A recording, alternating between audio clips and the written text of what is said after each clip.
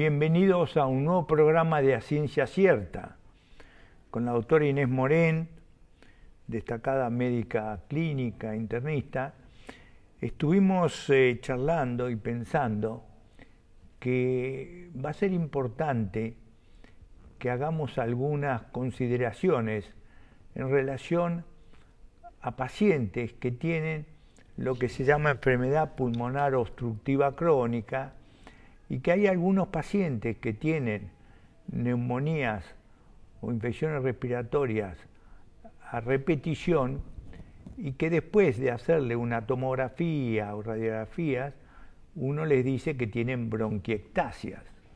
Y entonces nos parece importante que la doctora Inés Morén nos explique un poco qué es la enfermedad pulmonar obstructiva crónica y que nos haga algunas reflexiones sobre cuándo se le dice a un paciente que tiene bronquiectasias y cuál es el manejo de estos pacientes. Bueno, el paciente con enfermedad obstructiva crónica, la persona que lo tiene, generalmente tiene un antecedente muy duro en su vida, que es un fumador o fue un fumador, o también, lo que estamos viendo cada vez más seguido, son convivientes de fumadores durante muchos años. ¿En qué se caracteriza la enfermedad? En que los pulmones, que son una trama muy cerrada en la cual se produce el intercambio de oxígeno que nos permite respirar, el cigarrillo ha generado lesiones y ha roto esa capacidad que tiene de intercambio. En esa pérdida de capacidad de intercambio, el pulmón mantiene su tamaño o aumenta de tamaño para tratar de sostener la respiración y hay una dificultad para sostenerla. Entonces el síntoma más común que tienen estas personas es que les falta el aire, tienen fatiga, se cansan, empiezan a notar que tienen menos masa muscular. ¿Qué quiere decir? Tienen los brazos y las piernas flacas, a veces el tronco grande, y eso es porque esta dificultad para intercambiar oxígeno también afecta el resto del oxígeno del resto del organismo. Y son personas que la realidad es que a veces tenemos que hacer el diagnóstico y si la presencia del paciente en el consultorio es muy tardía, a veces tenemos que indicarle oxígeno, mochilas de oxígeno, porque realmente no tienen oxígeno para vivir, no les alcanza para la vida diaria. Sí, lo que es interesante e importante, que algunos pacientes que nosotros vemos con infecciones recurrentes o frecuentes del pulmón, le decimos que tienen bronquiectasias y le hacemos el estudio de la tomografía y se ven pequeñas cavidades que muchas veces esas pequeñas cavidades están alojadas con gérmenes que periódicamente les produce cuadros de infección respiratoria aguda.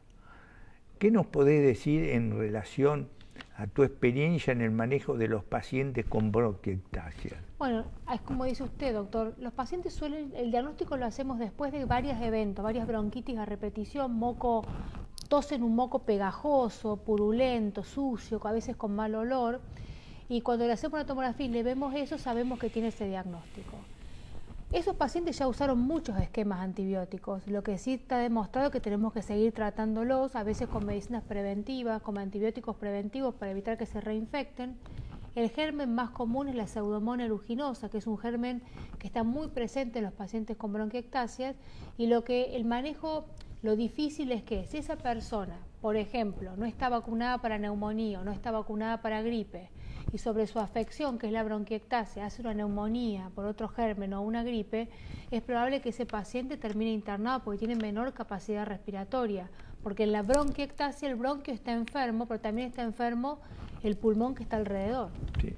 Lo que hemos aprendido, que en estos pacientes con bronquiectasias, con un buen control, pueden tener realmente una vida bastante normal. Lo que sí tienen que tener, como tú lo decías, un buen control periódico, y lo que hemos aprendido, que algunos pacientes se benefician dándole alguna medicación antibiótica periódica como profilaxis. Habían unos estudios americanos que mostraban que uno de los antibióticos comunes, como era la citromicina, en estos pacientes 3 veces por semana les resultaba mucho más práctico que no tomar para disminuir la frecuencia de estas infecciones que tienen recurrente. Y la otra medicación también, la moxifloxacina, hay algunos pacientes que se benefician usándolo durante un par de días, una vez por mes, durante varios meses. Lo que tenemos que tener presentes en los pacientes con bronquiectasias es que los pacientes, cuando tienen un episodio con muchas secreciones, es importante que tomen una muestra por día durante 2 o 3 días, la lleven al laboratorio y el laboratorio nos diga qué gérmenes en estos momentos están presentes, porque de acuerdo a los gérmenes que estén presentes, nosotros podemos hacerle un curso corto de antibióticos durante estos episodios agudos. Y como tú decías también, la vacunación es fundamental y no dejen nunca de vacunarse contra la gripe, con una dosis, inclusive si no se vacunó, vacúnese ahora, porque siempre a los 10 días ya le da defensa, y la gripe en nuestro medio se está viendo hasta los meses de la primavera, de octubre, noviembre. Y la otra es la vacuna antineumocóxica, que en estos momentos se hacen 2. Una es la Prevenar 13 y después de un año se hace la clásica vacuna de polisacáridos. Sí, también estos pacientes se benefician con un kinesiólogo, con kinesiología respiratoria, que los ayude a movilizar las secreciones para que puedan exputar mejor y estar mejor. La hidratación, las nebulizaciones, todo lo que trate de hacer que este moco, que es algo pegajoso, se torne un poco fluido para que pueda ser mejor expectorado. Sí, eso realmente resulta fundamental, y como tú decías, que es muy importante que estos pacientes traten de no fumar, si fuman, y tratar de controlarse periódicamente. Así es, doctor. Muy bien. Nos gustaría ahora hacer algunas reflexiones o comentarios sobre un problema que es bastante común, bastante frecuente, y que a las personas muchas veces le trae angustia. Es en relación a las infecciones urinarias. Las infecciones urinarias en la mujer, 25% la tienen. Muchas veces no se sabe la causa, pero no hace falta hacer muchos estudios. En Estados Unidos inclusive hoy no se les hace nada, pero si usted tiene varios episodios, hace una ecografía una vez. Después se hace un urocultivo y se le hace un tratamiento. ¿Cuántos días hay que hacerles el tratamiento? Son ciclos cortos, de 3 a 5 días como máximo. La mujer que no está embarazada, ¿no? Sí, de 3 a 5 días.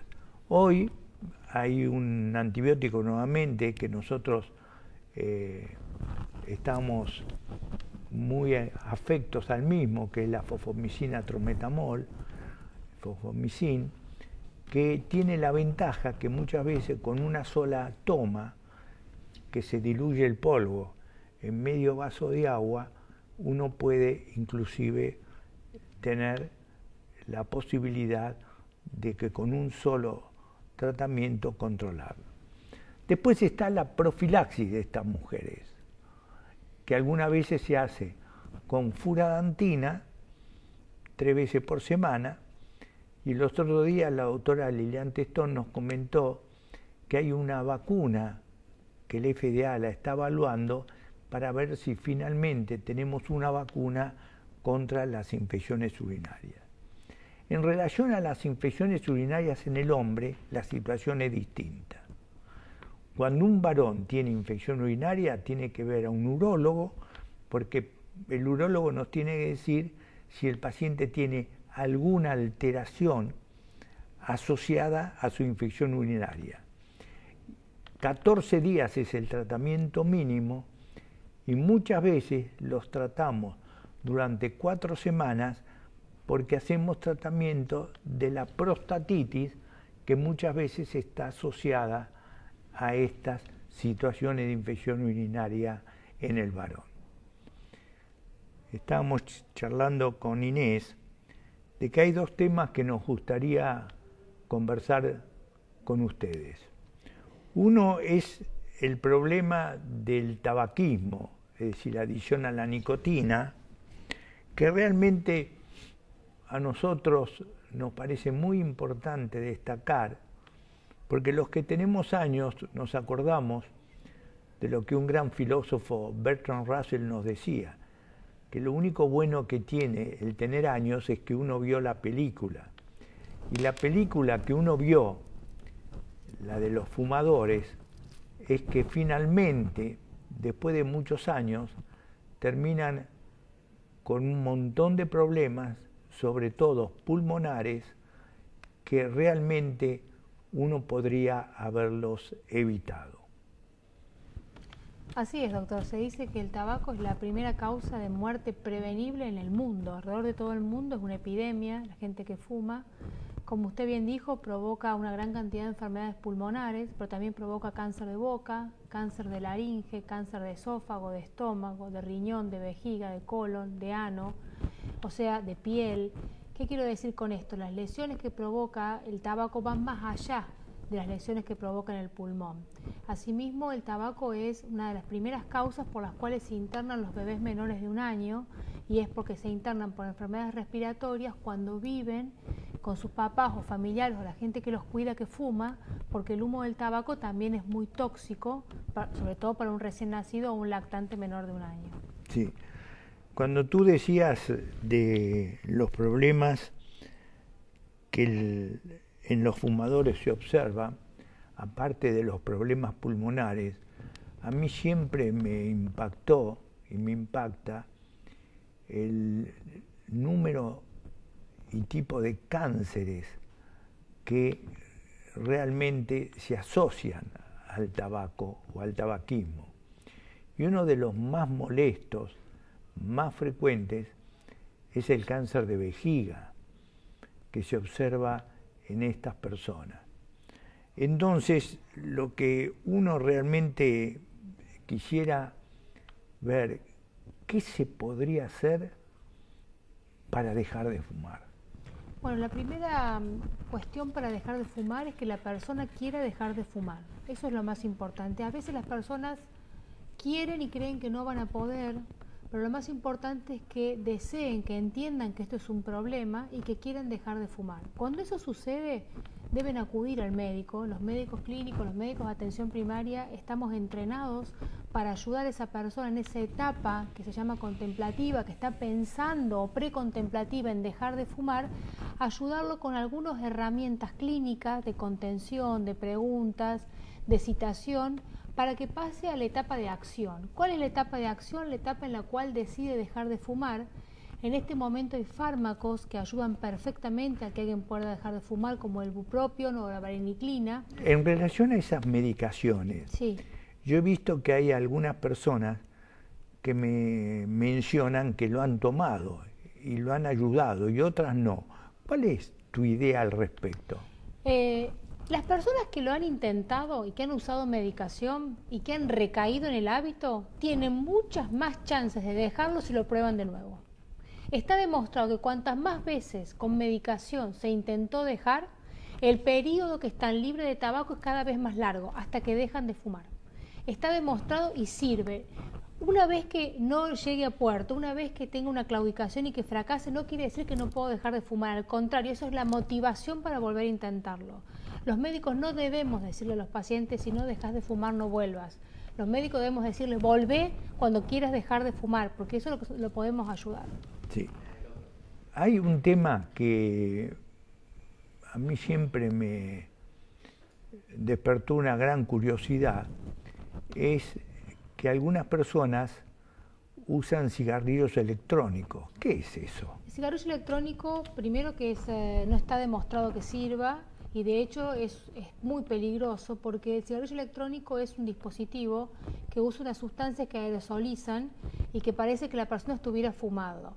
Es cierto que no usan nicotina, pero usan otras sustancias que ya se han demostrado que son tanto o más tóxicas que la nicotina. Por eso el cigarrillo electrónico, la recomendación es no usarlo y mucho menos intentar usarlo para deshabituarse. Sí.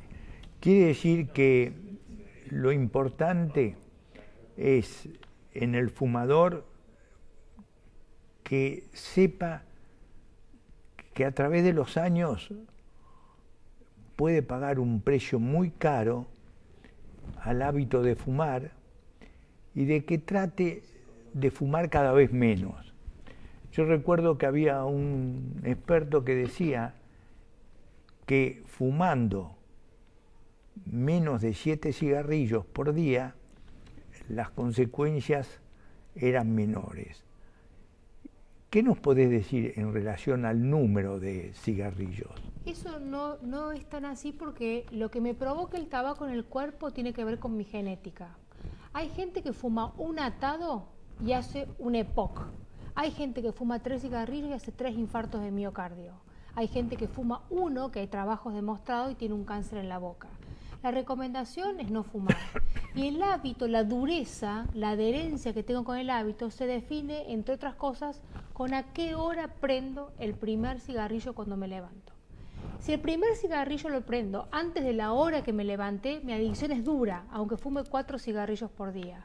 Si esa persona me cuenta que prende su primer cigarrillo, se levanta a las 7 y lo prende después del mediodía o a la noche, es un hábito social. Esa persona puede dejar rápidamente de fumar. El que tiene menos de 1 hora es un hábito duro de erradicar. Es decir, mi querida Inés, el número de cigarrillos no tiene tanta importancia como lo que muchas veces se jerarquizaba, pero lo que es importante, tratar de dejar de fumar por todas las consecuencias que la misma produce. Y un problema que se ha visto es que los fumadores tienen una gran chance de hacer infecciones severas por neumococo. Entonces la vacuna antineumocóxica es fundamental y aquí otra vez queremos destacar que los fumadores que por lo menos no pueden dejar de fumar, que usen la vacuna Prevenar 13 y después de un año en general se da la vacuna habitual, la de polisacáridos, y si se dio la de polisacáridos, que se dé la vacuna Prevenar 13. Hay un tema que realmente me ha despertado una gran curiosidad, lo he profundizado y me parece importante que lo comentemos. Yo me acuerdo muchísimo de la década del 80, cuando se empezó a ver los pacientes con SIDA. Una de las ciudades donde más pacientes había era San Francisco.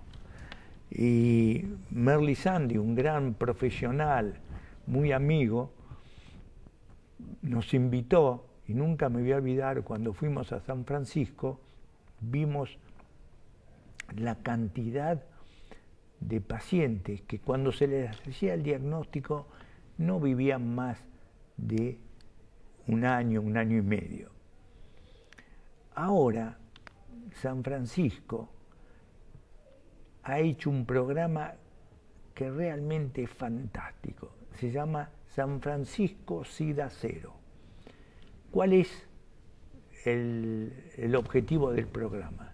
El objetivo del programa es que todos los pacientes que se le hacen el test o que tienen antecedentes de haber tenido algunas relaciones con riesgo y se le hace el diagnóstico, se le da la medicación. Y al darle la medicación, la cantidad del virus baja enseguida, en 2 o 3 meses, a menos de 20. Y entonces el paciente que tiene menos de 20 no contagia. Y entonces lo que se está viendo que ha disminuido muchísimo la cantidad de pacientes con SIDA, se controlan los positivos, pero los que realmente se les hace un diagnóstico, se le hace un tratamiento precoz y los pacientes están realmente rápidamente controlados, no contagian, y entonces nuestra idea, ¿cuál es? Replicar este programa de San Francisco en la República Argentina, en muchos lugares. Nosotros podemos agarrar ciudades y decirle ciudad tal, SIDA cero. Muchas gracias por acompañarnos y lo invitamos a un nuevo programa de La Ciencia Cierta dentro de muy poco tiempo. Gracias.